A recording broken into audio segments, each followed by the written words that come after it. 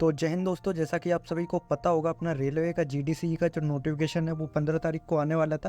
हालांकि एक दिन पहले इसका जो ऑफिशियल नोटिफिकेशन है वो जारी हो गया था। उसमें काफ़ी कुछ डिटेल्स मिल चुकी है हमें। तो आइए आपको डिटेल में समझाते हैं कि ये जो वैकेंसी वो किन लोगों के लिए और इसमें क्या क्या क्वालिफिकेशन और इसका क्या पूरा शेड्यूल रहने वाला है, ये आपको डिटेल से समझाते हैं। चलिए स्टार्ट करते हैं आज के अपने इस वीडियो को। HRMS ID होना चाहिए।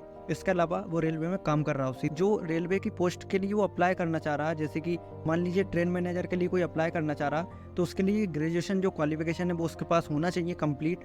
इसके अलावा जैसे कोई ग्रुप डी में और वो LP टेक्नीशियन के लिए अप्लाई करना चाह रहा है तो उसके पास में ITI डिप्लोमा पॉलिटेक्निक ये सब होना चाहिए। यानी कि जिस भी पोस्ट के लिए वो अप्लाई कर रहा है उसके लिए उसके पास में जो भी क्वालिफिकेशन मांगा गया है वो कंप्लीट होना चाहिए।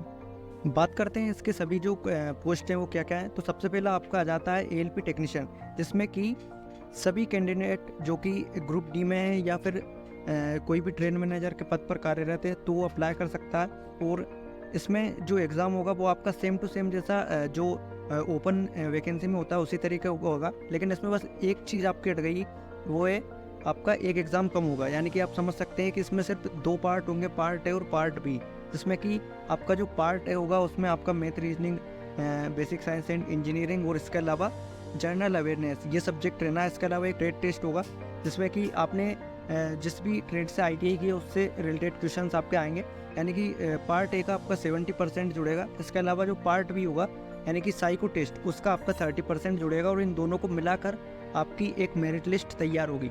जो आपका ट्रेड टेस्ट है वो एक क्वालिफाइंग नेचर का ट्रेड टेस्ट है, यानी कि इसमें आपका 35% मार्क्स होना चाहिए। अगर आप ट्रेड टेस्ट में फेल कर जाते हो तो आपका जो मेरिट लिस्ट में नाम नहीं आएगा। इसमें सबसे पहले होगा आपका पार्ट A, उसके बाद तुरंत बाद ही उसमें ट्रेड टेस्ट हो जाएगा और उसके कुछ समय बाद जब आपका नाम आ जाएगा तो फिर आपका होगा साइको टेस्ट। साइको टेस्ट होने के बाद में आपका होगा डॉक्यूमेंट वेरिफिकेशन एंड फिर होगा आपका मेडिकल टेस्ट। इन सबको क्वालिफाई करने के बाद आप बन जाओगे ALP। ITI वाले ALP के लिए भी अप्लाई कर सकते हैं, टेक्नीशियन के लिए भी अप्लाई कर सकते हैं। इसके अलावा जिन्होंने डिप्लोमा किया वो लोग केवल ALP के लिए अप्लाई कर सकते हैं। जिन्होंने BTech किया या फिर इससे कोई भी MTech वगैरह किया तो वो भी सिर्फ ALP के लिए अप्लाई कर सकते हैं। बात करते हैं JEE की, तो JEE की पोस्ट के लिए जिन लोगों ने 3 साल का डिप्लोमा किया है या फिर BTech किया, BTech और डिप्लोमा मैकेनिकल इंजीनियरिंग हो या फिर इलेक्ट्रिकल इंजीनियरिंग हो या फिर इलेक्ट्रॉनिक्स इंजीनियरिंग हो, इसके अलावा सिविल एंड अलाइंड इंजीनियरिंग भी इसमें एलिजिबल है। तो ये सभी लोग इसमें अप्लाई कर सकते हैं JEE के लिए। और JEE में जो होगा आपका जनरल अवेयरनेस, इसके अलावा physics and chemistry, basic of computer and applications, basic of environment and pollution control, technical abilities, total मिलाकर आपका जो प्रश्नों की संख्या रहेगी वो रहेगी 150। और इसके अलावा जो आपको टाइम मिलेगा वो मिलेगा 120 मिनट, यानी कि 2 घंटे लगभग। तो ट्रेन मैनेजर की आपको क्वालिफिकेशन बता देता हूँ। अगर आपने किसी भी स्ट्रीम में अगर आपने ग्रेजुएशन कंप्लीट की है तो आप ट्रेन मैनेजर के लिए बिल्कुल एलिजिबल हो। इसमें आपका जो कंप्यूटर बेस्ड टेस्ट होगा उसमें आपका general awareness, mathematics, general intelligence and reasoning, total मिलाकर आपके जो नंबर ऑफ क्वेश्चंस रहेंगे वो रहेंगे 100 और आपको टाइम मिलेगा 90 मिनट का। तो इन सभी में जिस भी पोस्ट के लिए आप एलिजिबल हो अप्लाई ज़रूर से करना।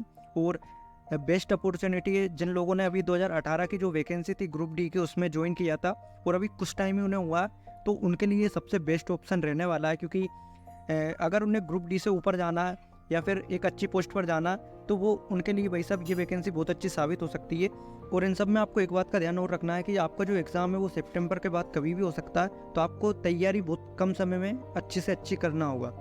टाइम निकालना तो बहुत मुश्किल है रेलवे एम्प्लॉय के लिए, लेकिन अगर आपको एक अच्छी पोस्ट पर जाना है तो टाइम अभी निकालना पड़ेगा। क्योंकि वैसे भी GDC की जो वैकेंसी वो बहुत टाइम बाद आई है, तो इसमें आपको अप्लाई ज़रूर से करना चाहिए। अगर आपका कोई भी डाउट हो तो कमेंट सेक्शन में बताना बिल्कुल ना भूलें। मिलते हैं किसी नई वीडियो में नए टॉपिक के साथ, तब तक के लिए जय हिंद, वंदे मातरम।